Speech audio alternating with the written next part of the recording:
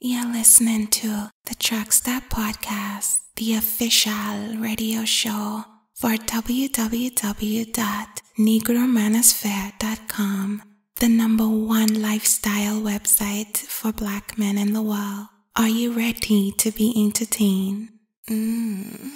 Oh, shape, baby. Let's get this party started. Welcome back to the Negro Manosphere's official podcast, the Truckstop. I am your host, O'Shea Duke Jackson, and we're glad to have you brothers here again. Tonight, we have a very, very, very special guest, and that's my buddy Ken here from First Down Scouting. Is that correct?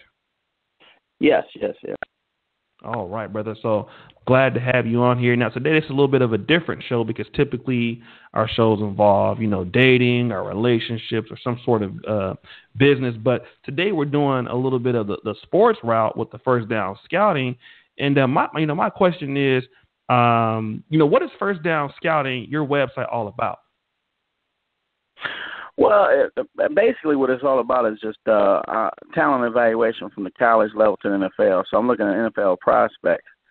So especially with the NFL draft coming up, man, I'm looking forward to, pumping out some more prospects and getting the site out there and having some of your listeners right now going to the site and learning more about myself. Okay. And for those people who are listening, what is the name of what is the actual website? First, as in the letter, the number one first downs, and I came up with that name because first down normally represents football anyway, and I'm always thinking I'm number one. I like to get there, so and I scout football, so let's do this. So I figured that's a good name to come up with somebody could probably listen to and gets to the point. Okay. Let me ask you this because I always want to know the backstory of whoever I'm interviewing as far as their background is concerned in relation into with the field they're in. So, what's your background in football or evaluating or scouting football? Well, I believe I told you when we met. I don't have what you call a conventional way of coming through the game and evaluating talent. But I did come up in a football-oriented background with my family. I played football, coached afterwards, and then got into the scouting thing. So definitely, I'm from the state of Ohio, so that football is big time anyway. I mean, from the time you get out the crib, we trying to ball out that way. So it was already in my blood to do this type of thing. So after, my high school career was done with the football, like I said, I went into the coaching and definitely wanted to stay into the football somehow, went into the officiating for a while and stuff like that, to a little bit more than that. So one way for me was going into evaluating talent and getting back to the evaluation part of it. Back when I was coming through, we didn't have all the cable and stuff where you can rewatch the games. So I say I was around 7 years old. I just started, scribbling on a piece of paper and everything. When I see certain players that I thought, I liked, I was writing notes and stuff. Didn't know why, but I was, at the time, that's when, everything started for me. So then, I might not see a college team for, a year or two, because like I say, you just didn't have that type of airtime with certain teams. So you really had to take some extensive notes. So I got to really learning how to do some extensive notes and pretty accurate. So as time went on, a lot of people around the way was like, man, you're kind of good what you do. I didn't think too much of it. It was more like a hobby for me. Then as I got older, I said, man, I wouldn't mind putting this out there to other people. So I got a hold of a gaming site, fantasy site years ago, pretty much before anybody else did it, to be honest with you, and asked them if I could put some of my profiles out on their site. And O'Shea, it blew up, man. That part of the site became, the biggest traffic on their site. Mm-hmm. So, I wasn't too good as far as business and how much I should be making to the business end of things. So, hey, I started asking them, hey, I should get some more money. With the trash, they offered more, but it really wasn't something I thought I should be getting. So, unlike Business 101, I said I just do it, wing it on my own, get my own site, and do it. Well, it ain't as easy as it sounds, especially back in the day. So that did not work out quite like I did. Really slowed my momentum, and my motivation for what I wanted to do. Okay. But I always had it in my heart, So then I went through some personal things, and that slowed down what I was trying to do. But and then I still, got my site up. I had a site before the one I currently have right now. And like I said, had a couple of personal things come down, and had to, banish that one and come with this one. So I've been having this site for about 5-6 years right now. But, man, my thing is I just haven't been good at as far as the business end of it, as far as getting exposure and getting myself out there. And when I came across somebody like yourself, I was like, man, I figured that was a beautiful match, when you offered to bring me on and do something like this. Let me actually sorry, I had to sneeze real quick. Let's talk about the from the site perspective. How hard is it managing a site by yourself in comparisons to getting on with an existing site? Wow. I mean, it ain't no joke because, I have to pretty much do everything myself. And now I got an IT guy. When I need things updated, he'll let me know this, that, and the other. But that's a whole nother ball game, man, because I'm always trying to manage my time as far as, how should I optimize the site as far as this goes with this, that, and the other. And I still got to watch a game film, So I say anyway, on an average, but daily, I'm thinking 7 days a week, I have to look at about an hour to 2 hours of game film. I don't care what. You just got to budget that into it, or else ain't no need doing this. You got to stay current. So it's a time-oriented type of business to be in. So if you can't, I wasn't going to say if you can't make the time, then there's really no need in, trying to get into this field. You have to have a passion for it, or you're really not going to survive too long in this, Let me also ask you, because as an African-American man, what are the difficulties, finding other, black men who are in this type of arena or forums or websites to collaborate with? Is there a lot of difficulty in that also? I really, over the years, I haven't really come across too many. That's very difficult, very difficult. That's a good question. I don't think I've come across another one. There's, the ones you got on ESPN and the various guys like that. But, no, I really haven't had too many reach out. I had one brother I reached out to, and we was talking for a while, but we lost touch 2 years ago. But other than that, there really isn't that much visibility with that I know of with African-American brothers doing this type of thing, which I'm surprised, But, yeah, that's another reason I want to keep on pushing on what I'm doing and hopefully get more exposure and notoriety for what I'm doing, not only for myself, but pushing on for the next generation and generations after that to get into this business, because to me, it just isn't being the standard isn't where it should be. You know what I'm saying? When 50% of your first round picks are coming up as bust, that's that. I mean, what other business you can run like that? And I can consistently, if you look over the years through my profile pages, I consistently beat those averages all through first round through seventh round, even on drafted free agents on a consistent basis. So for me, I'm very confident about the product I put out. It's just, like I said, exposure. And it's not just only for me, but I'm pushing it along for the ones that come behind me, especially African Americans.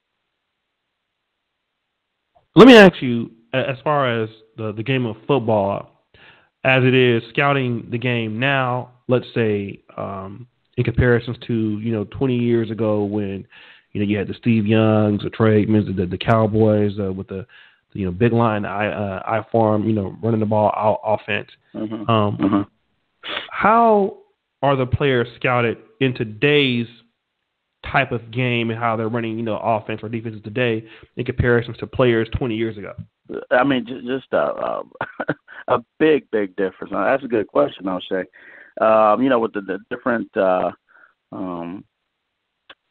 do I say it? Well, more emphasis with the passing game now has changed everything because, obviously you got more passing, with the quarterback passing yards, which means you need more guys coming off the edge to stop the passing.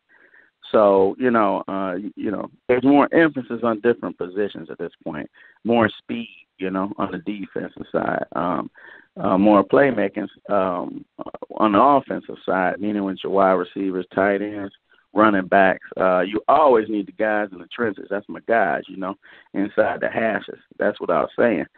So I say there's more emphasis, on the offense with the wide receivers, tight end, of course, the quarterback and running back. And then on the defensive side, you got more emphasis on whoever can bring a pass rush, to get to that quarterback because you want to stop what's going on offense. But your cornerback positions and mainly your interior and outside rush ends, that's where it's at now. Where before, it was mainly interior. And, maybe your special people like LT coming off the edge. Or you have more spotlighted guys, where you would put your defense around because they were just that awesome of an athlete. Now, the athletic end of it, everything's got the disparities got caught up. I mean, everybody's for the most part pretty athletic. So you're not going to make your name off athleticism. It's going to be a combination of that, football IQ and some other rare skills you might bring to the game. But one thing that's never changed is every year that I watch this, for me and guys that really got an eye for the talent, it's pretty obvious who's going to make it.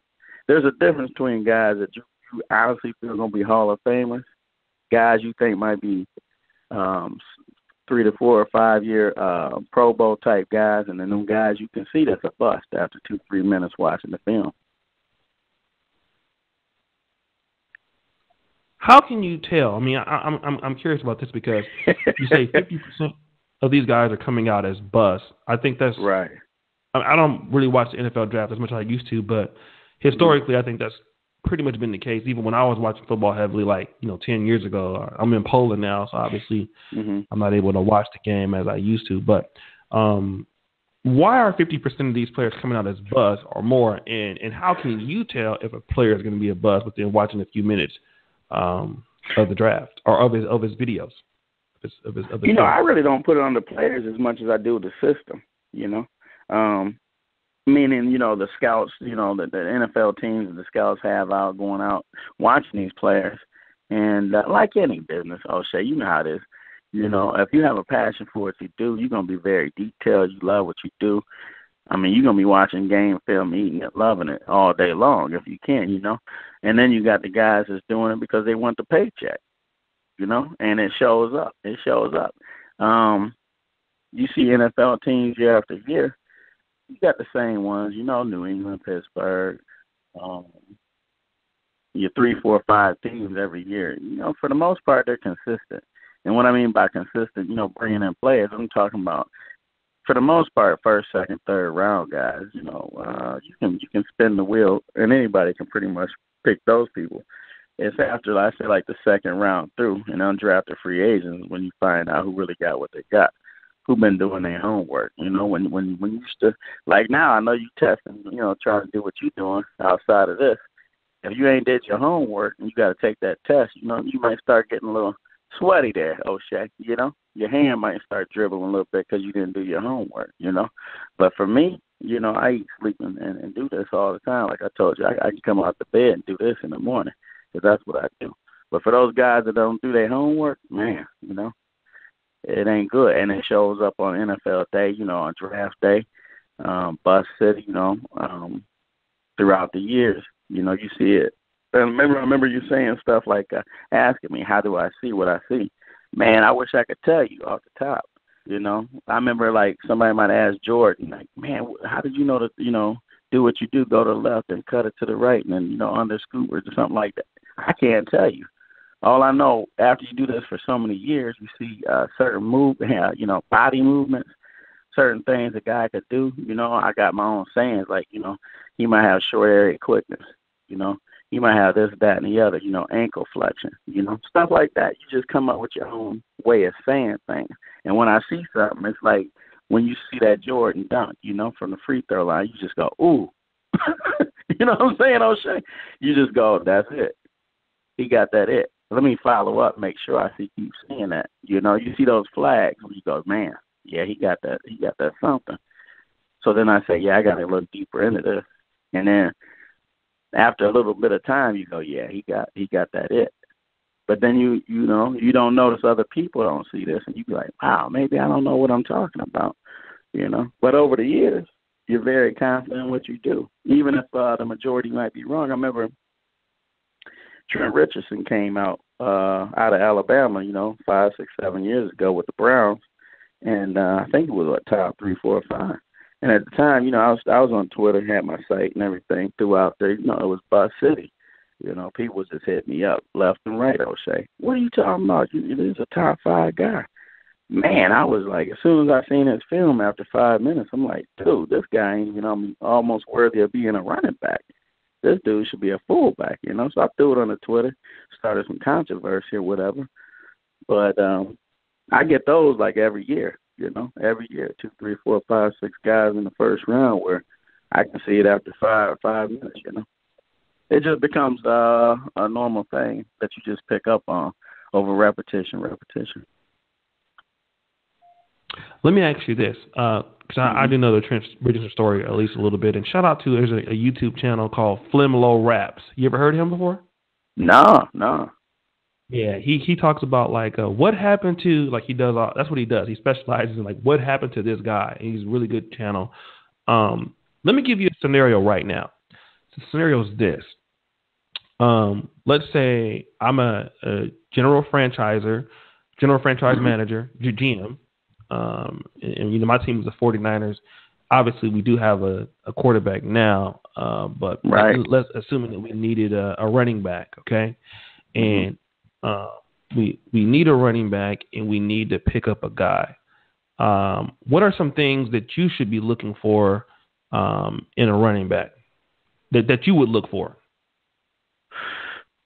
I'll put it to you this way. When it comes to any position, some people say, some NFL teams are like, well, if you ain't this certain requirement, height-wise, weight-wise, so on and so forth, they won't even pick you up in the first round.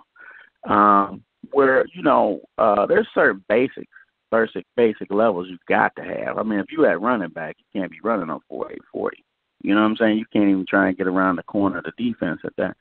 But there are some basic, requirements, depending on what position we're talking about. At running back, I say, if you're going to be a bell cow type running back, and the weight is a factor.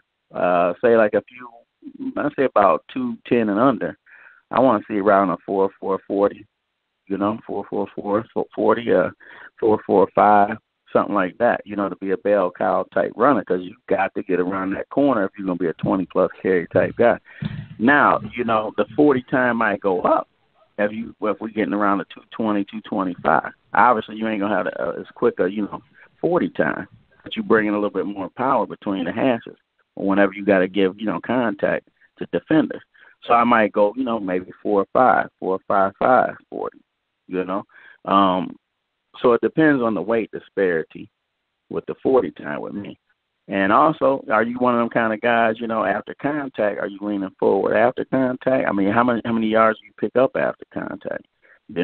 Are you one of them kind of guys, which I call, can you get the hidden yardage? People go, what's the hidden yardage? That's that kind of yardage when you're watching the game and a guy makes you go, whoa, I didn't see that move coming, Instead of him getting 3, he just picked up 23. That's hidden yardage. Even I didn't see that coming, but he got it like that in his hips, his instincts, football IQ, whatever you want to call it. He got the combo, you see?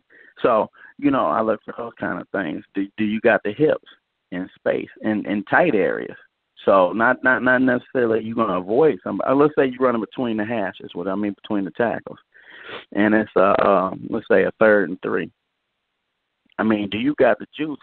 What I mean by the juice, after 2 yards, you went inside there, you got to go a yard just on your own, make it happen. Do you got the juice to give the wiggle to the defender to keep him off off edge so you can wiggle and get past them, or maybe you can just wiggle and get past them and pick up another 20 yards. See, that's them hidden yardage.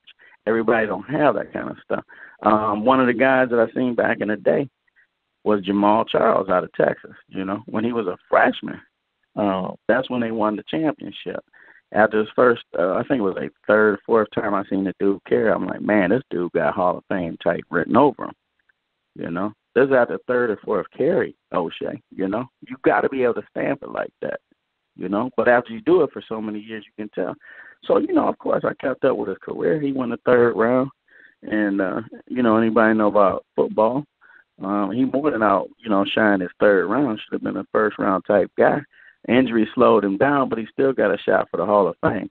But that's them kind of things you got to be able to call. And most guys are good at what they do, man.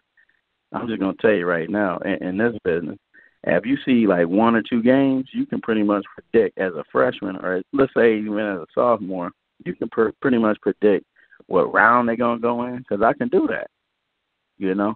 Are they going to stay at defensive end, or are they going to convert to outside linebacker? Do they have a hip they had outside linebacker? Is this dude a 3-4 defensive end or a 4-3 defensive end? Can he play both? You see what I'm trying to say? Is this dude a top 15 overall pick, or is he going to be bottom of the first or second through third? Man, I'm going to tell you, if you look at the game film and you see a guy after 3, 4, 5, 6 games, you should be able to pretty much have an idea if this guy is first round, second round, third round. And you got to be able to call it like that. Let me ask you this real quick. Did you now when it came to Trent Richardson, for example? I know we're going to go over other positions and stuff like that. What was his biggest problem? Oh man, for one thing, he had no vision. I mean, I seen that right off. Not only that, he how do I call this? Like his start to start ratio was horrible. Meaning, okay, look, the play is supposed to go to the right. Okay, you can't make it over there. He didn't have the ability. He didn't have the flexibility in his hips. He didn't have that short area of burst to jump it over. He didn't have a jump cut. Jump cut is like where you bounce, boom, bounce from here to there, over to the left maybe. You want to go to the right, but you happen to see something out your eye, boom, you jump. It's a reaction. That's an instinctive thing. You ain't gonna have no running back coach talking about, all right, Trent, jump to the left. Come on now. You see what I'm saying? Either you got it or you don't got it. And I can see that on the film. Like they say, the film don't lie. That guy didn't have the juice, man. He didn't have the feet. He didn't have the hips. He just didn't have it. But see, a lot of times in college, if you're what you're called a superior athlete, okay, because a lot of the guys you going against going to be bragging groceries in a couple of years. You understand what I'm saying? Okay. So a guy that might be a bust in the NFL, he's still somewhat considered an elite athlete to most. Okay. I mean, he ain't gonna run the guy over, running, on the bags in Walmart. See what I'm saying? I mean, that's why he bagging it over at Walmart, and that's no disrespect to him. But if you about 225 running a 4.6 and under, that's a lot of man coming at somebody, and you weighing about 180. I mean, come on, we got to add it up, O'Shea, and he got a good old line. He already got momentum going. But I can see those types of things, because I've been doing it for years, man. It's been a 30-plus year journey for me, So, more or less for me, it's a plug and play. When I seen Jamal Charles, I seen Gale Sayers, right away. You're certain guys, you see this, you see that, you go, okay, I just got to confirm it. And so many more plays, With the quarterback spot, I see certain guys, boom, boom. Okay, let's confirm it, Sometimes there's guys that's out the box, like a Michael Vick, where you got to go, wow. This dude just make plays, man. He might not be conventional, but let's find an offensive coordinator. Since they supposed to have the 32 best in the NFL in the world at what they do. If you got the talent like that, come on, man, make it happen one way or the other. You understand what I'm saying? So a lot of times it ain't even always the player. It's like, is the NFL ready for that player? Right. You see what I'm trying to say? So a lot of times somebody might say blankly blank was a bust, and I go, wow, was he? I don't think so. Reggie Bush, when he came out of USC, I was trying to tell everybody, That dude ain't a running back, man. He's a flanker. Right. You know, he's a slot guy. Once again, they thought I was crazy. I ain't crazy. You can see it, man. The dude was a hellified athlete, one of the best I've ever seen as far as like in space. You don't want to deal with him. You don't want to deal. But the problem was he couldn't run between the tackles. He didn't have it like that. And if you look back at his game film in college, a lot of times he was running in space between the tackles. You ain't getting that in the NFL, bro. You got to make your own space. Sometimes you got, like I said, a hidden yardage. You couldn't do that. But as far as one of the best guys I've ever seen, as far as just straight up talent and space, what I call like a space guy, he top 10 I've ever seen since I've been doing this. See? But he wasn't utilized right. Let me ask you this. What's the most different between a guy who does very good in the college level, right? Like a Trent Richardson did really good at Alabama. What's different from the college to the pros? Oh, it's mainly the speed. Mainly the speed. Because at the college level, like I said, you know, most of those guys is like all conference, all American and stuff like that. They're just mainly getting over just because they're more massive and athletic. You get to the next level, man. Like I remember there was a guy, Barcavius Mingo. I don't know if you remember him. He came out of LSU. He was a defensive end, undersized guy, real athletic, man. He was one of them combine freaks, you know. And of course, you know, the Cleveland Browns. That's my team. You know, I've been suffering a little bit there, O'Shea. You know, but it's all good. And I remember, I think it was like 2013. I can't remember, but he come out, right? And they drafted him, right? And I remember they was talking about drafting. And I was like, oh man, O'Shea, you know, because the fan in you want to see right, but then like the evaluator of me was like, man, they blew it, man. You know. But you, as a fan, you try to lie to yourself. You know, you try to take the evaluator part out of you. But he ended up a bust because as soon as I seen him at LSU, it was like 1 or 2 tapes. Like I tell you, you could tell the dude was he was an excellent athlete. And that's something else I got to bring up. There's a big difference between an athlete and a football player. You know, because a football player, when I watch them on tape, they love the game, man. They love the game. And they got a football IQ. What I mean by football IQ, that mean that dude was probably playing in the backyard or pickup summer league, something.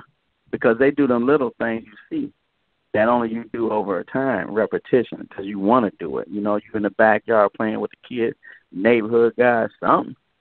Where the athlete guys, you know, what they do is they out athletic guys on a I would say a per snap basis, but they're not they don't have the basic IQ instincts.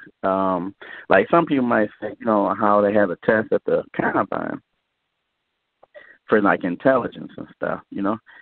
Man, to me that stuff is a waste of time. Okay. If you wanted people that were smart, why don't you get all the people over at MIT and throw them on the football field, right? That ain't got nothing to do with it, O'Shea. What you're looking for is guys with talent with football IQ. The smartest thing is just like a plus, man. I don't care what your GPA is. That might sound bad. That's a plus. But that really ain't going to, you know, make or break you come game day. You looking for the W's or you looking for, you know, sports lines in the papers the next day? You see what I'm saying? What are we here to do? If we're here to win, and that don't mean you got to get bad character, guy. You see, I ain't no bad character guy. I know how to balance things out. I'm not going to try to get no mass murders and try to be my quarterback. I mean, come on. But at the same time, we're here to get the W. And sometimes you need those edgy guys, you know. Not everybody going to be, you know, it's football, man. It's physicality, you know. I mean, that's what the game is based on. And as a football person, I'm taking the talent evaluation out of it. I am getting a little upset because the game is getting a little bit more non-physical. Mm-hmm. Okay, and I understand the concussion situation. It's a balance. I'm very, you know, hey, I used to coach. You know, I got guys, you know, at this time in the NFL that I used to help coach, things like that. Yeah, we talk, you know, But at the same time, it's like when I was in the service, you knew what you were signing up for. You Right. feel what I'm saying, O'Shea? Mm-hmm. You see? So when you sign up to get between them hashes, man, anything can happen. That's why true ballers, and they know who they is if they listen to the podcast. Some of the guys that got an NFL, college, high school level, and I talk to them on an everyday basis. One of them, when I talk to them, when I call them a true baller, they know what that means. That's a pride thing. You live the game. You don't play the game. Some people say, what that mean, right? If I go back to my home place, right around where I'm at, I pull in first thing, what's up, coach? Because I was a guy, when I got older, everybody was in my backyard from the neighborhood. You see what I'm saying, O'Shea? I have 40, 50 kids in the backyard. You know, I got moms and dads pulling up. Hey, who was you calling them dudes the other day? What was them shows you had? The brothers taking the women from the other ones. What was their name? Pookie or whatever. Oh yeah, Pookie and Ray Ray or something like that. Yeah, them brothers. You know, when they was coming through the ranks, they mama, hey, is Pookie here? I said, yeah, he in the backyard. All right, thanks, coach. You know what I'm saying? So, you know, like I say, and you gotta love the game. You gotta live the game. If you want to be great at what you do, you gotta live it. Let me talk to you about this particular thing, because this has always been a hot topic amongst particular coaches and ideas, and that is this whole concept of the black quarterback. Oof, and let's talk about that a little bit, because many people are very kind of torn apart between the ideas of the black quarterback and how the black quarterback plays the position in comparison to the white quarterback. So let's kind of talk about that real quick in your particular ideas about this. Yeah, that's that's a touch one, because you know, I put it to you this way, you know, like I say, I've been doing 30 plus, so I was pretty much in elementary school when I first started doing this.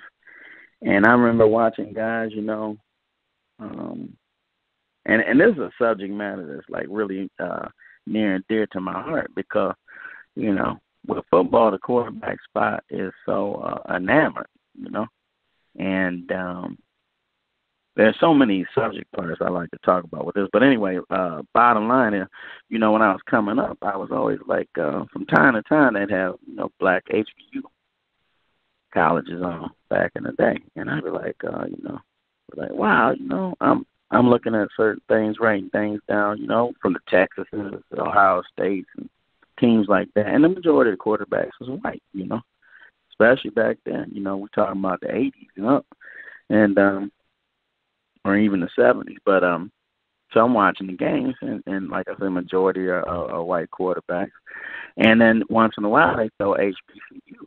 I'm going, wow, you know, because you really ain't that privy of it, you know. But they throw up. I'm like, man, all the players is black, you know. What's up with that? And so you be watching the quarterback, right? And you be like, okay, this dude is bigger and faster, and it kind of looked like his arm is just as strong. You know, now this is when I'm a young dude, O'Shea. You know, I'm picking up on the basics of things. So I'm going, wow, why don't he play at Texas? Why don't he play at Ohio State? See? But this is just like the stuff off the top, because I'm young, man. I'm just going off the basic, hey, what's going on here, right? So as time go on, then I noticed, wow, you know, back in the day you have like, let's say you have 20 of the nation's type high school quarterbacks coming out. And maybe 8 to 10 of them be black. Then I was like, wow.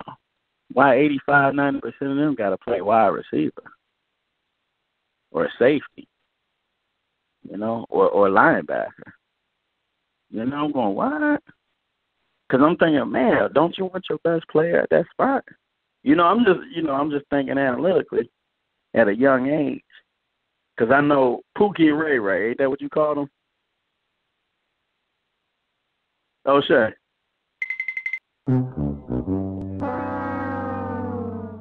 You there? myself on mute. My bad. Yeah, I can hear you. Yeah, Pookie Ray was what we call him. Yeah. I was talking and I had myself on mute. Yeah, go ahead. It's all right. But anyway,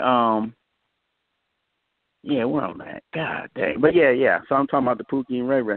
But no, like, so anyway, so I was like, whoa, something ain't right here, They got the ideal size. They 6'4", 220, 230, running a 4.6 or under even back then. I'm going, why ain't they got them at quarterback? Like I heard Kelvin Johnson when he came out of high school, he was a quarterback, Megatron. Wow. Why would you want to move Megatron from quarterback to receiver? No, what's the other quarterback? Brandon. Dang, he was just with the Giants last year. Big size dude. I can't think of his name off the top. But anyway, he's about 6'3", 6'4", 220. And he ain't gonna be probably a Hall of Fame type receiver. But what I'm saying is, why ain't they keep him at quarterback? Okay, and I've seen all this stuff throughout the years, and you hate. Look, O'Shea, you hate to think it's got anything to do with prejudice. Okay, but here's how they look at it. Okay, because I've talked to a lot of them, I've seen it. You got a Megatron, okay, and then you might have, let's say, a white quarterback, okay, and they both good at quarterback, so to speak, okay. Now, Megatron can play receiver, maybe tight end, maybe end, maybe linebacker, maybe safety. Where the white dude can play quarterback, and he ain't got no option. So, okay, when you break it down and they move Megatron to wide receiver, was that due to prejudice? To conserve the white quarterback? So he's still in the process? Or are you truly trying to get the best player at the position, O'Shea? See, that's, look, I hate to say that it's prejudice, okay? But at the end of the day, aren't they always saying the quarterback position is like the god of gods of any sport, right? So put Megatron there, right? Right. But, okay, that's how you got to look at it. Here's the reality. If you move Megatron there and Megatron turned it out, are you going to have, I don't know, who's the dude over at Detroit? The quarterback, I'm trying to think, at the Lions. Somebody ain't going to be in the league. Is Stafford? Yeah. Sorry. These kind of cats, okay, let me ask you, what is Matt Stafford? What is he going to play other than quarterback? Oh, sure. Right. Oh, no, nothing. Okay, so eventually what's going to happen to the Staffords? Damn. Right, I understand. Yeah. So, okay, then let's get reality-wise. Okay. Now, if 90% of your quarterbacks in the NFL is African-American or of some kind of background like that, what do you think going to happen to the viewing audience? Eventually. Okay. Mm-hmm. So, I mean, look, man, I'm not saying it's prejudice, okay? I'm not really not. What I'm saying is, maybe it's the end game thing. I don't know. But let me ask you think that, go ahead. Here's what, because I've heard this, like, black quarterbacks, they're not really that bright when it comes to reading defenses. I'm ready for that, because go ahead. And whenever they get a chance, they're looking to run, tuck the ball and run. Mm-hmm. And, outside of a few guys, maybe like Warren Moon or something like that. But right. The rest of the guys, you get Vic, they're looking to run. Jason Campbell, when he played, looking to run. Cam Newton looking to run. These guys, Steve McNair in his early part of their career looking to run. Right. These guys can't stay in the pocket and read defenses. What's your thoughts about that? And well, okay. And when you're young, you're not going. Okay. Oh, here we go. Let's go back to this year's draft. I guarantee you're going to hear the scenario. Well, this guy is more ready for the NFL than this guy at quarterback. O'Shea, ain't none of them ready. I just previewed before I got on here because I didn't know what we were going to talk about. I previewed and sniffed up a couple of guys, some of the quarterbacks, running backs, whatever, because I didn't know where we were going to go with it. None of these dudes is ready, man. They got most of those quarterbacks going in the top 10. like 4 or 5 of them. You know where they really belong? Second, third round, man. Come on. Because they look lost, man. They don't even have the pre-snap ability. I can tell by looking at the game film, man. So here's what I'm saying. When you say this guy is more ready-made for the NFL, wipe that out, man. That has nothing. That's kind of like a built-in thing to say. You know how there's code words in life. You understand what I'm trying to say, O'Shea? Mm-hmm, mm-hmm. Okay, and you can build or tear down somebody's draft character by certain words that identify certain things. If you have A quarterback, and you got B quarterback, and you keep drilling in people's head, A quarterback's more ready, tailored for the NFL now than B quarterback, although B quarterback got more upside. What I'm trying to say is a lot of times the scenario, the B quarterback is the black quarterback. Mm-hmm. Because what they're trying to do is throw down your draft value, okay? Because what they're saying is you're going to get it on the far end.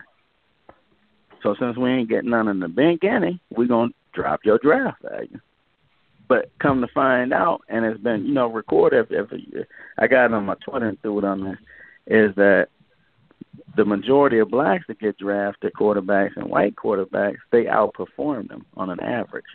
Mm-hmm. So whether you want to talk about it's because of, they didn't have a good, what is that, the test they have over at the, I don't even go by that. I don't even want the Wonderlic combine. What's that? The Wonderlic test? Yeah, I don't go by that for a lot of reasons, I don't even want to get into that right now. Okay. But who makes that test anyway? Right, I understand. Who was the panel? Who was the panel that came up with the questions that come up? See, I don't want to get into all that because I get frustrated because I love the game. I'm a purity guy. You understand? Mm-hmm. These people ain't really in the game like that. But anyway, I get off that. I digress, O'Shea, 'cause I get hyped. But anyway, so getting back to what I'm saying is there is no such thing as a term as a guy is more ready than this guy. Okay, there is no. So when you talk about African American type quarterback that might run, that's because he can't pre-snap. So the next thing that comes to his head is I'm trying to make it happen. I'm trying to get the first down, and though it looks bad because over the course of time in the NFL, what's the majority of quarterbacks been? They haven't been African American. White. So yeah. your eye is suited to the pocket quarterback. Mm-hmm. That's what you're used to. That's what over years of time, that's what you're used to. So if this guy don't sit in the pocket, right, whether he's black or white, you're gonna be like, man, what's up with this dude? He ain't calm. He ain't calm on the. Why he running like that? That's just because he got different skills, man. What if it was reversed? And it was African Americans that started in the NFL. And they brought them skills like Michael Vick, and then all of a sudden you would have guys like Peyton Manning. You would be going, why ain't he running? Right? Right. I mean, come on, man. It's all in how you want to look at it, okay? At the end of the day, is he helping you win? You right. see? And what I mean by that is I'm kind of getting sick of where they put the onus on the quarterback. Like, let's call out these offensive coordinators to build the offense tailored to what he do. You understand? Because, like, when I used to coach, I used to tell the kids, first day I meet them, I say, you know what I'm here to do? They're like, what, coach? I said, yeah, I'm here to make you the best you can be because there ain't nobody else like you. I said, nah, at the end of the day, if you give me 100%, the percentages is you're gonna get a lot of snaps out there. But if that means you don't get the snaps that you might want, at least you gave it everything you got and you the best you can be. And see, the kids can live with that because you straight up with it. But if you start saying that stuff, oh, man, I guarantee you, Johnny, you start doing all this lifting, man, and you do that, you're going to be starting. Now, come on, O'Shea. There's only 11 starters on both sides. Right. I'm not the pipe dream guy. I'm going to tell you what you need to hear, not what you want to hear. Right. You see what I'm saying? So sometimes it might be gasoline, not sugar. Woo, that gasoline don't taste good sometimes. You feeling me? I understand what you're saying. Let me ask you this. Yeah. Because your site is out there, which is firstdownscouting.com. Okay, right. What makes if I'm looking to look for a particular website, right? And I have two questions. Mm-hmm. Am I looking at your site year round or only when the NFL draft is? No, so, you want that year round. Okay. Because there is no time off. There is no time off. Put it this way. Okay, let's say the draft is over. Mm-hmm. I'm still looking at game film the next day. It never stops, man. This is what I call this type. If you're gonna be a legitimate scout, there is no time off. The cats get burnt out big time, man. You know what I mean? I mean, you like throughout the year, you might want to take a month or two, month and a half off. Period. Just totally, get away from it, man, because it is draining. It's draining. Love what you do, but you're looking at that film. Sometimes you got to take, live trips depending on who you're working for.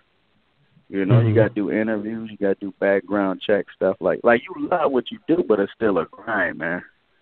It's still a grind, Like going back to the relationship stuff, y'all be tired of listening to it. I get a couple of tips, The scout ain't great at everything.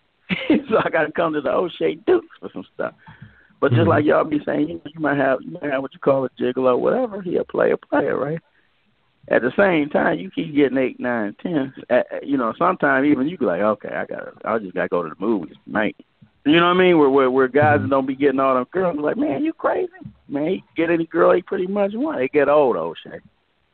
Even I get burnt out looking at the game. I got to take time away, see? Right.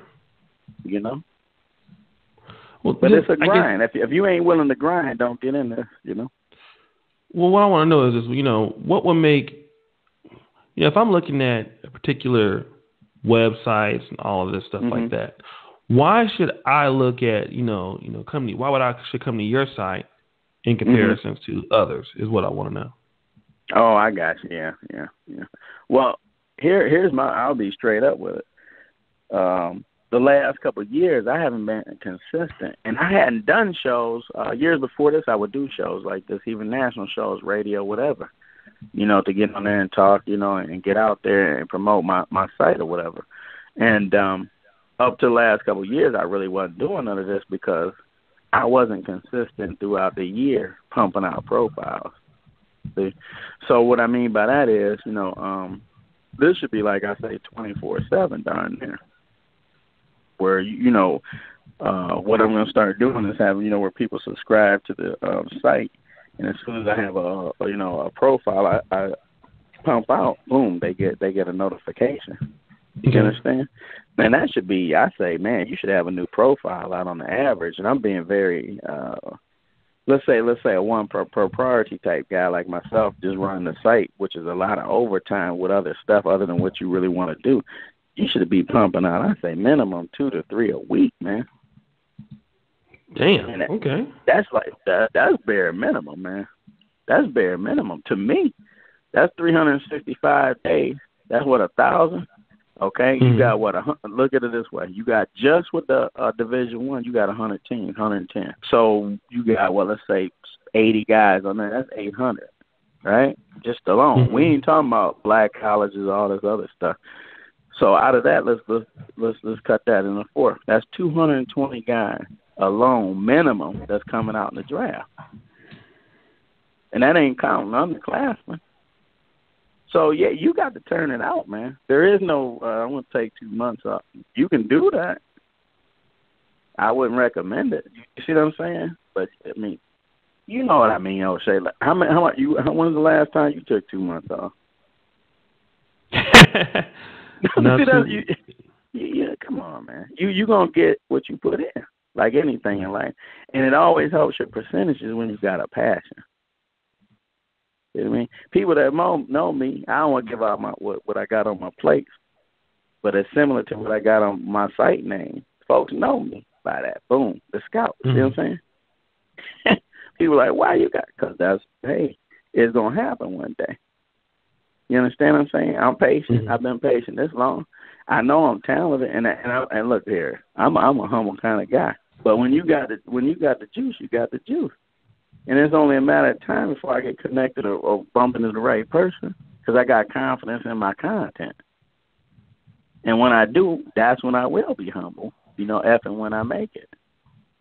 See? So I'm really out there just to help. At this point in my life, I would like the notoriation just to help the others coming from behind me so they ain't got to pass as tough as I do. That's why I'm pushing hard now.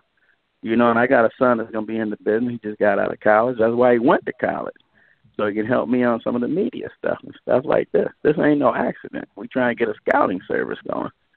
Okay. For business for ourselves, see? I don't want to be, doing this kind of stuff, or him or whoever. I got some other proteges down the way. So it ain't, like I said, it ain't about me. And I love to start a legacy, I ain't going to lie about that in the scouting service.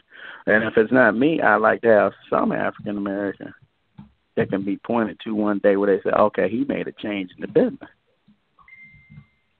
Okay. Let me, kind of, as far as the scouting business is concerned and the, kind of the lack of, black men that are, kind of in these sports businesses.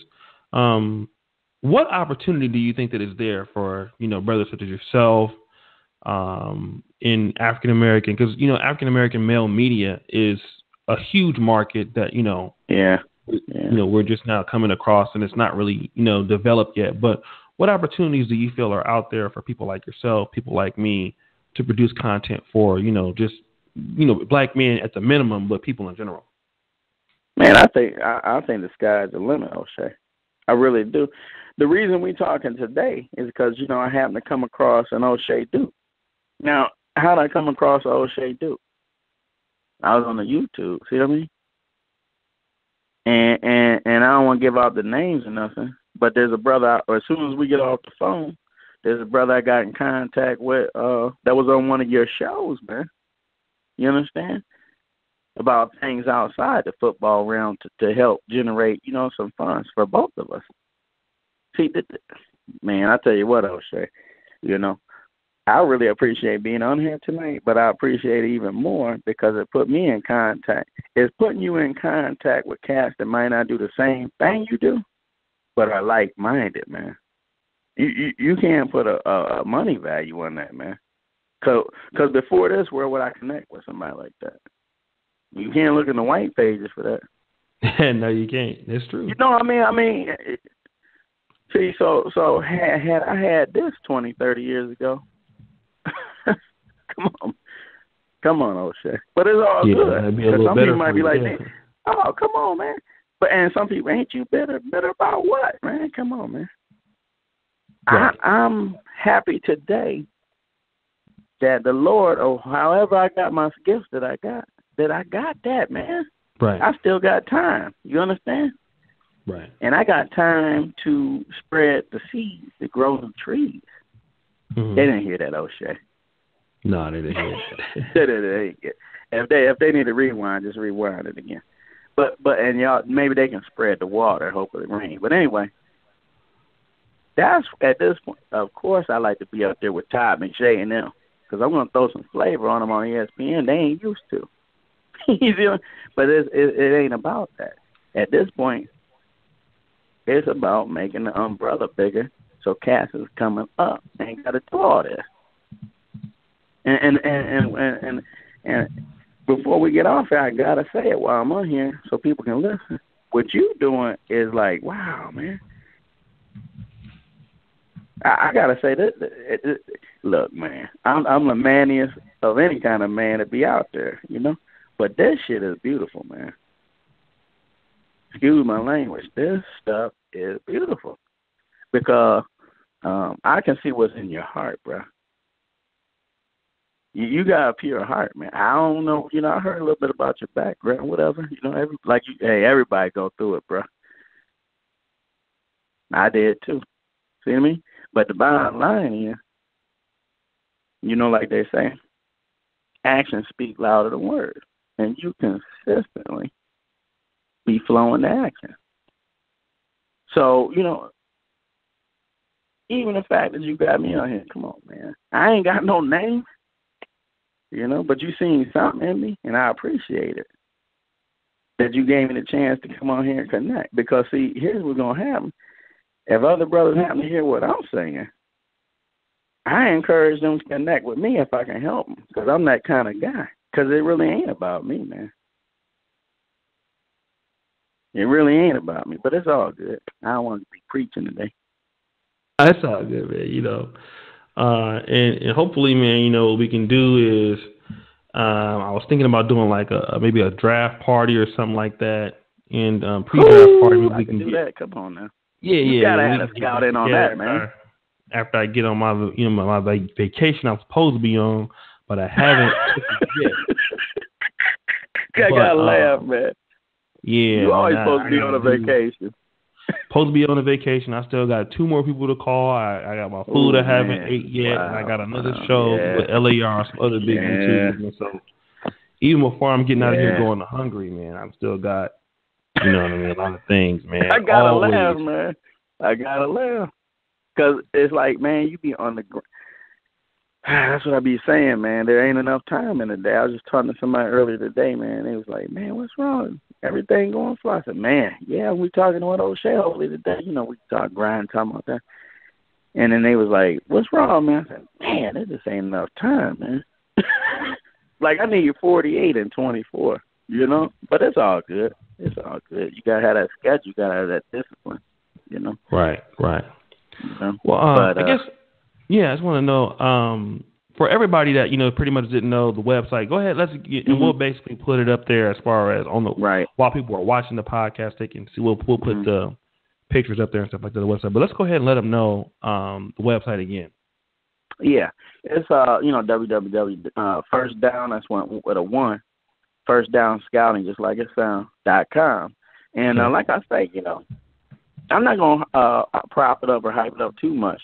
But the bottom line, if you look at the profiles, you'll understand I got, you know, my own creative way of saying things and getting to the point, and I give you specifics. You know, that's what it comes down to.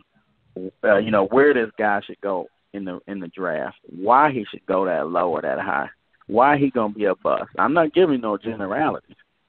Okay, that's what separates me from. I'm putting my name on it. See.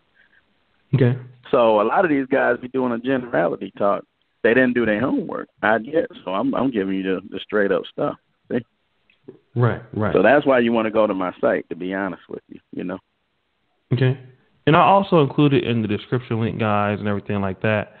And I mean, it was a very great interview, man. We're gonna get in contact with you about the pre-draft party. I do have a forum on NegroManosphere.com. That's very active. We have a sports forum that we're going to break out that we have not, but I'm thinking of doing some kind of contest with you know, for some of the brothers, like they come close to having the most first round picks right as the NFL draft, like that. So we'll get together, man, on the email, and we'll set it up and definitely bring you back. Yeah. Once I get back from the vacation, man. But I definitely appreciate you coming on. Is there anything else you want to tell everybody, man? Well, I want to let everybody know if I'm hoping and wishing O'Shea bring me back. Well, I was more in the serious mode today. But, you know, I might have to get more in the entertainment mode next time. No, there's 2 sides to the scout. You understand what I'm saying?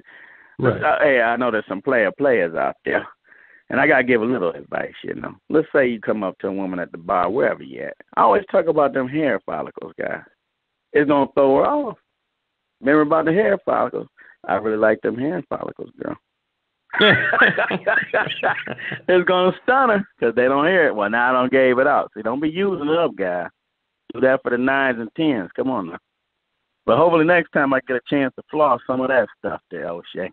Okay, man. Well, we're gonna have you back, man. I appreciate you coming on, guys, and listen to the Truck Stop. This is the pre-recorded podcast. It's like episode number 6 or 5. I got lost in it, but you know, man, I thank you for coming on. I'm pretty sure that NFL draft thing is going to really get a lot of views when we collab on it and do it. Maybe it might be a live show. So, man, thanks so much for coming on. I really appreciate you. All right, I appreciate it. Get some sleep, man. I'm going to try. Okay, man. Peace. Thanks. Peace, brother.